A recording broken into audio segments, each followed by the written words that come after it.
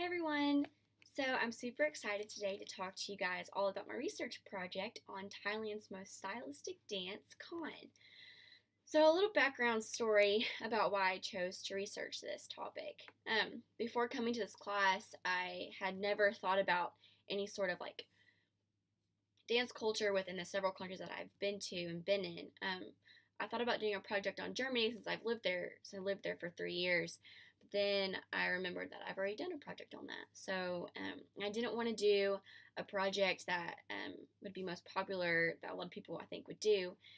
And then I thought to myself, where else have you been, Shannon? Oh, you've been to Thailand. You should probably research that. That'd be really cool because I knew nothing about Thailand's culture um, at all. And I started researching it because also my dad's girlfriend is from Thailand, and him and his girlfriend both live in Thailand, which is also really neat. So I was like, that'd be really cool for you to research so you get to know more about her culture and just be more influenced by where she comes from. So I just found it super interesting stumbling upon Khon Dance. I was super excited to research it. So I hope you guys enjoy too. So this dance is called Khon, and it has been derived from Indian dance like a Bharatanatyam background, and is incorporated into what we know as today as Thai's most stylistic form of dance. This dance is mainly performed as entertainment, and it tells a story. The main storyline that it follows is from the Hindu and Buddhist mythology stories, and it's combined with local traditions that the Thais base their dance upon. The story that is being told through most of the dances is from the Thailand epic poem called Ramakien. During the performance, there are musicians, singers, and narrators telling the story to accompany the performers. Before its appearance on the stage for entertainment, Khon was performed for high class in royalty courts to entertain the king and his royal subjects. Now it is performed on stage for everyone to see. Here's a picture of what it looks like. It's very extravagant. There's at least 300 characters performing on the stage at once. So that's also really cool. They just perform. The dance is typically performed on a proscenium stage, so that is where the stage is in front of the audience, and the audience is kind of pointed towards the stage for them to watch the performance. So the costumes that the performers wore very extravagant, and they're very interesting to look at. They have very bright, pretty colors. There's lots of gold and blues and purples. You can see here kind of the top of the costume for some of the performers. They have these beautiful headdresses that kind of look like a temple, and they have tassels and flowers hanging off of them. They wear a lot of jewelry, and their makeup is very prominent so that the people can see what kind of character they're playing.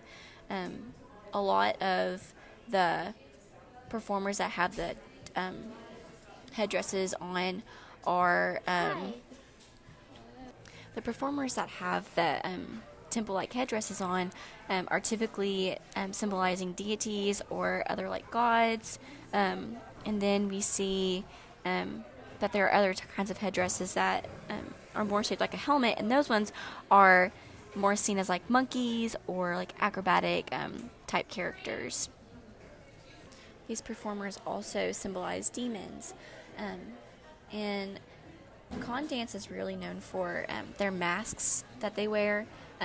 These masks are supposed to symbolize demons also, and they are very scary looking. Their faces are kind of smushed, and they have very bright eyes to express the facial features. We can see here that this mask is green, and it obviously looks like some kind of demon with the horns hanging out of it. The headdress also still coincides with the different colors that is typically seen on a Khon performer.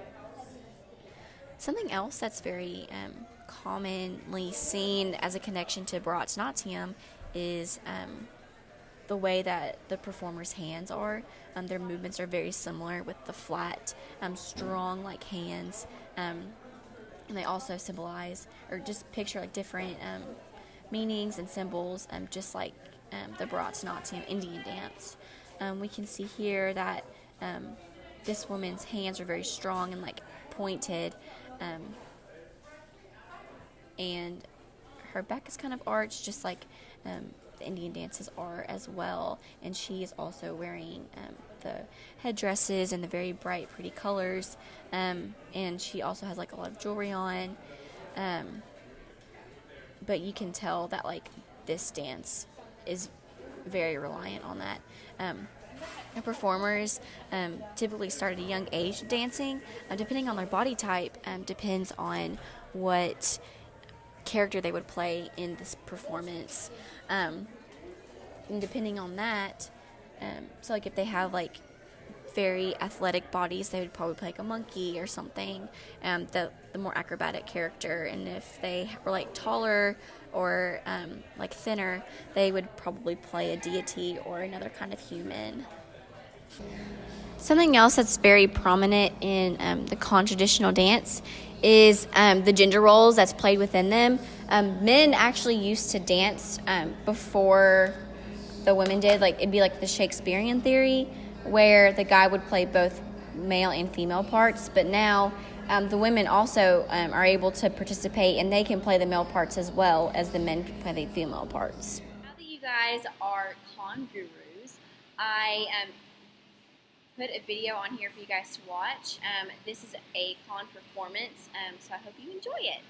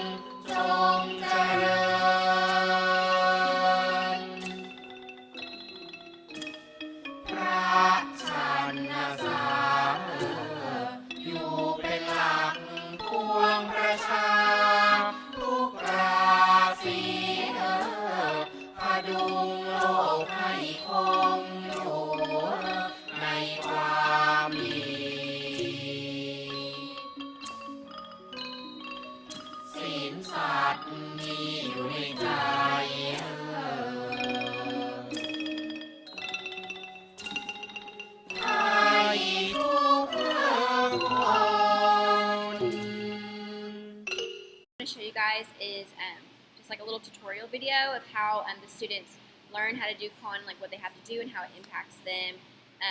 But yeah, hope you guys enjoy that too. We were privileged this year to have a teacher from the Chiang Mai College of Dance, Kru A, come to Prem and teach my drama students the art of traditional Thai masked dance drama called Khon.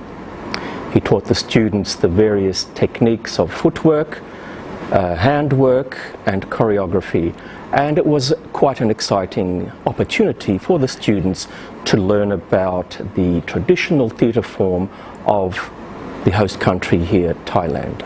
So firstly, with Kua, we were introduced to the story and the different characters, and then we started doing different activities such as pole dancing. We were also introduced to like stretching your hands to make it nice and pretty for when you perform.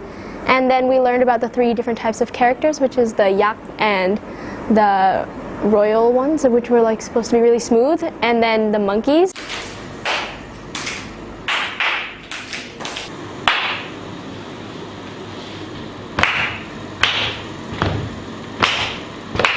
Thanks for watching. I hope you enjoyed it. I had a lot of fun learning about Khon Dance and the new traditions that I will hopefully be invited into, since my dad's girlfriend is Thai, and she knows all about this stuff too, so that's really cool. But I had a lot of fun in this class, and I learned a whole lot about just new cultures and even my own culture. But yeah, bye.